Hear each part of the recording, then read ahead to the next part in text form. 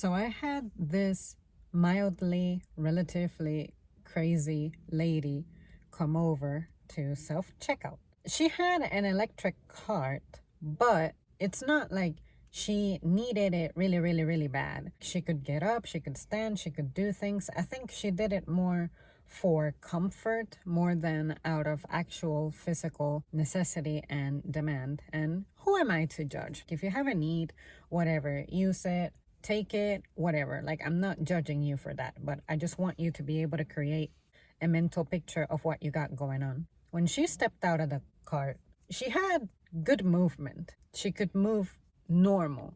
I wouldn't say swift because she's an older person. By older person standards, she could move just fine. Her cart was, I would say, about medium, not too full but not too empty. I would guesstimate she had about 20 items, something like that, and some of them were the same number.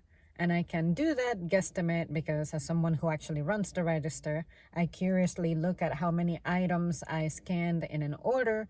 So I have like a pretty good picture of how many items make a cart look a certain way. So she tells me to come over to help her.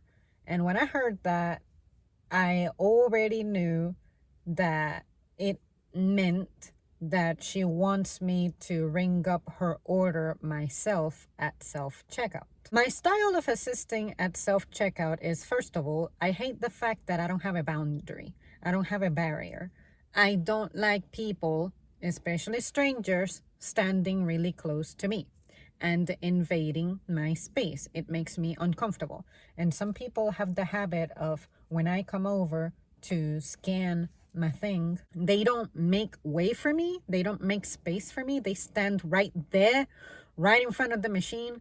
And I'm not going to tell you, excuse me, or I need space or something. What I'm going to do is I'm going to maneuver around you, stick out my arm as far as it can go, scan my thing, adjust what I have to adjust, and leave. But have some common sense. The times that I have personally needed help using one of those things, instinct just tells me to move the fuck out the way. My style of assisting is I will verbally instruct you. I'll be like, okay, push the search button right there in the middle on the screen and type whatever it is that you have.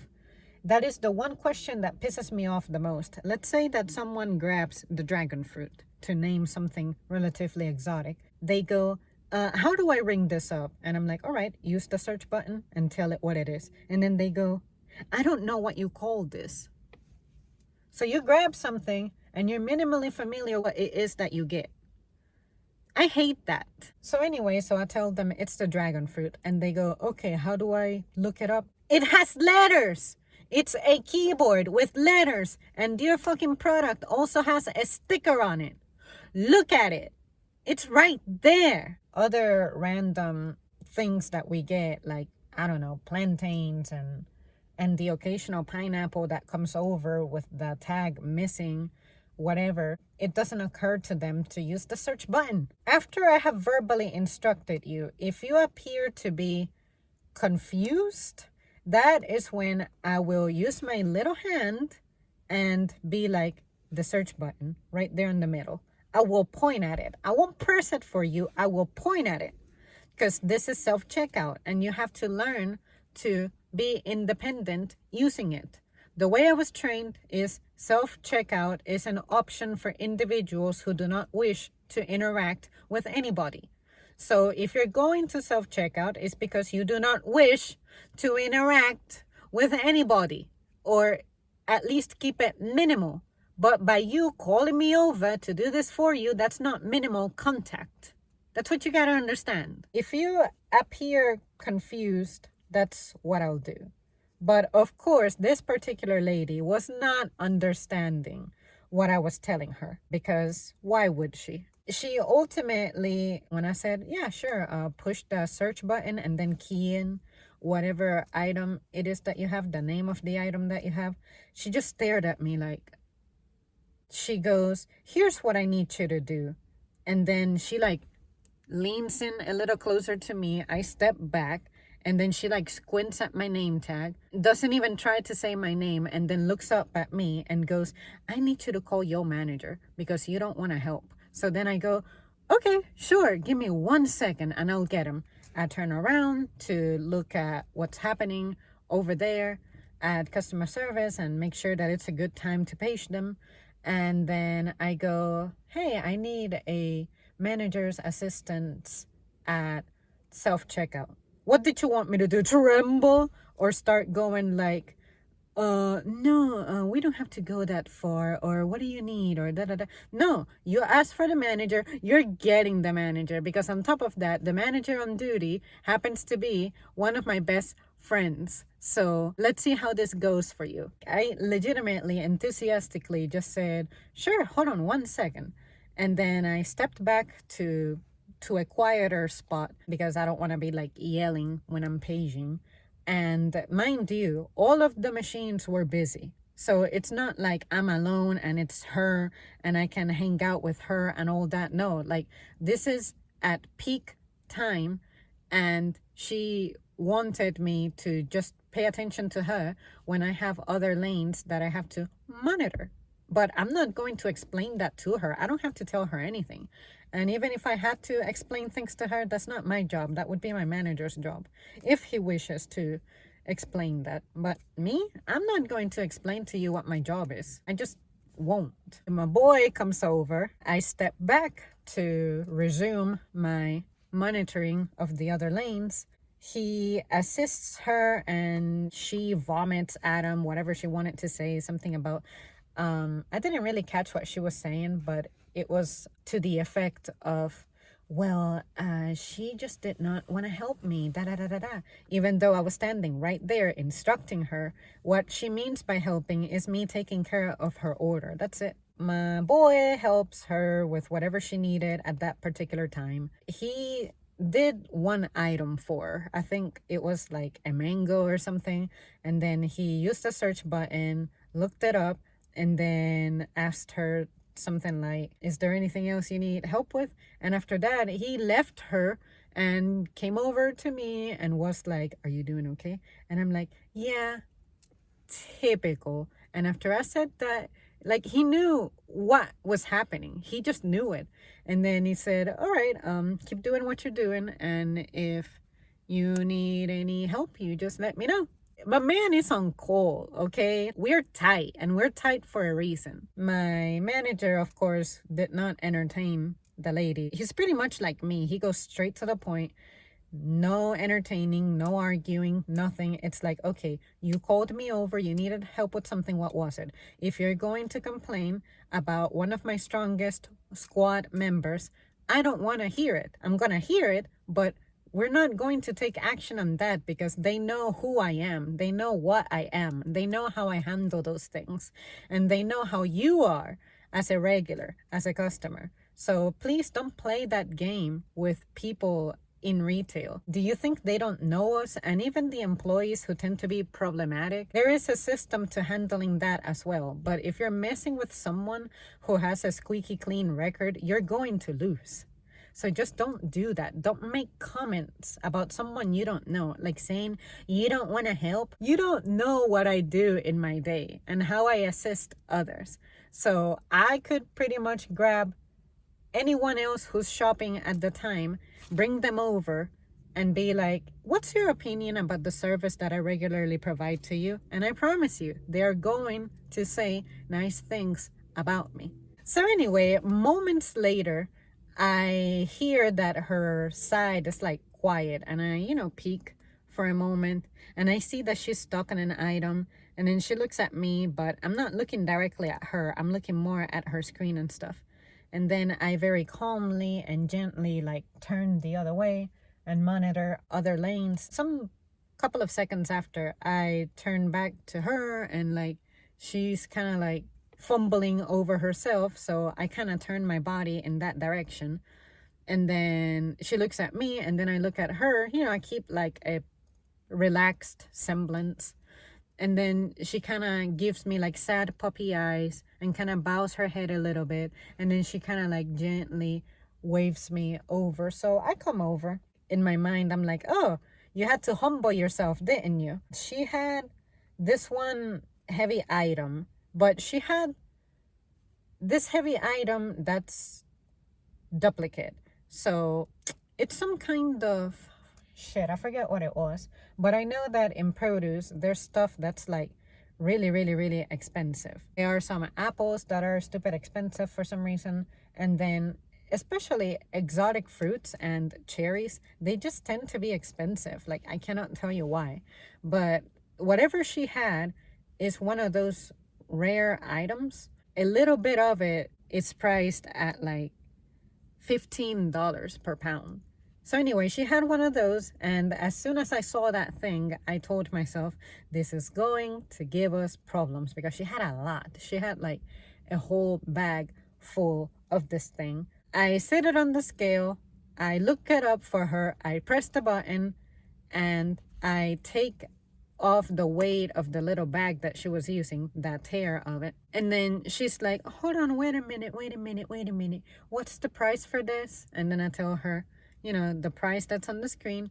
And then she's like, well, how much was this other one, pointing out a completely different item. And then I tell her what the price for that item was.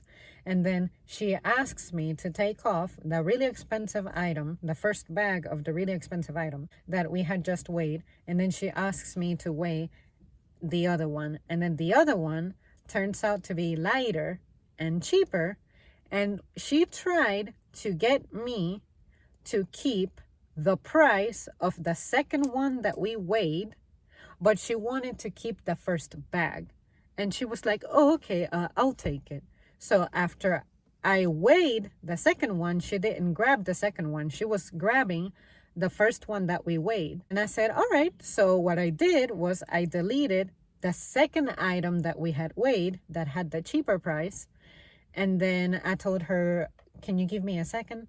And she was gripping the bag as I was gripping it too. I didn't let it go. And I was like, all right, give me 1 second.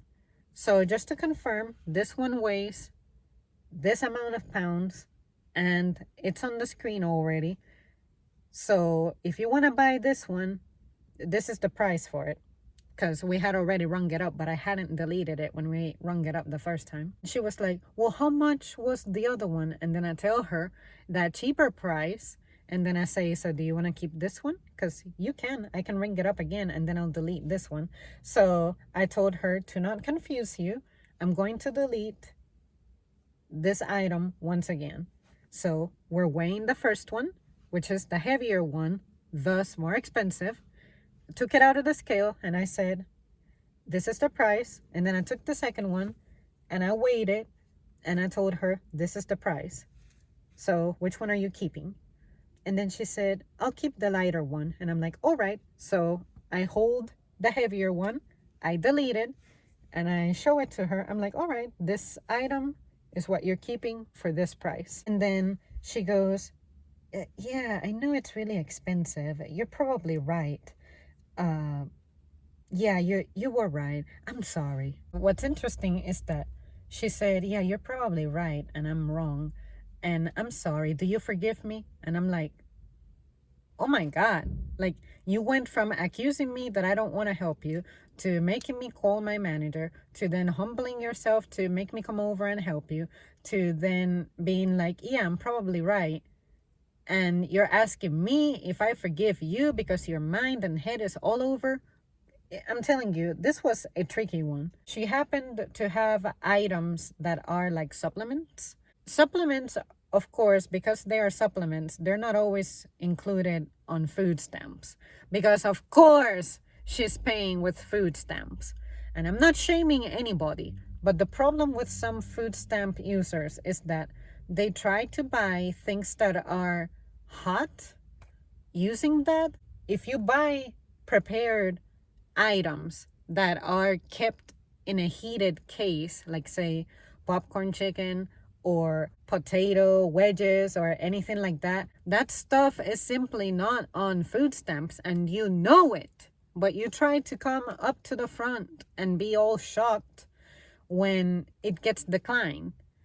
Maybe you're still thinking that that restriction that they had for COVID is still in effect. Let's ban that restriction and make anything be eligible for food stamps, or if the state is declared in a state of emergency because of a natural disaster, usually they do that too. But no, like in perfect peacetime, that isn't happening. She had some supplements and some other crazy items that were not part of food stamps, and I tried to explain it to her and point out to her on the screen how I know that something is not on food stamps compared to something that is on food stamps. And then I did the math for her and be like, the balance due on this bill is this much, and it happens to be this item and this item and this item. How would I know which item to point out to where if you add up the math and round it up to whatever taxes are missing, that's the amount that you owe? Like, how would I pull that number out my ass and be right? Like, I'm not that good. And while all of this was happening, she was messing with who I guess was her husband, just being really mean to him. He had like his own little snack too, but it happened to be one of those hot items. And she kept telling me, she told me like 4 times, oh, he's gonna go to one of the regular registers. Since all of the self-checkouts here are full, he's gonna go to another one that's not as full, and that way we can leave. And I'm like, all right, that's fine. But somehow in between that time, she asked him to scan his item, and then she was getting mad at him because he did that even though he was supposed to go to another register. I think he was waiting for her to finish so that he could use that same checkout lane and not go to a person register, because what is the difference between going to a register that has a person versus this other register, and all you want to do is pay cash, and these machines do take cash? So you know what I mean? I'm telling you, she was so all over the place, so confused and confusing, that at some point I just told myself, what the fuck happened to this person for her to lose her mind like that, for her to lose her organization, her sense of thinking, her sense of attention, stability, mental put togetherness? Like, what happened? Because I'm telling you, she was all over the place. Even when I would tell her things, she was legit not understanding what I was saying. And then it was so weird that she was asking me if I forgive her, which, I mean, it's better than her trying to roast me, right, for things that are her fault. But it's just, when she did that, it shows me that she has a level of self-awareness. But what happened in your life to where you became this person who just got lost? Like, your mind is just lost. I thought I would share this story because it was definitely different from what I'm used to encountering. And I felt bad for that guy who was with her, because I would be embarrassed. If I was going out with someone like that, I would be embarrassed. And I probably wouldn't want to be seen with this person very often. And if it were me, I would want for the person who's with me to feel embarrassed, because that is unacceptable behavior. And then I would be like, oh my God, I'm so embarrassed. And I'm sure you're embarrassed. I hope that you're not proud of me for that. You don't have to tolerate that, yada, yada. So, like, it just brought so many thoughts that I thought I would put together the story as best as I could and then share it with you. But yeah, people be coming up to retail places acting that way. And I just want to know, what happened to you to where you just lost yourself? What do you guys think? But if you ask me, plain and simple, I really think it's a mental imbalance, a severe one.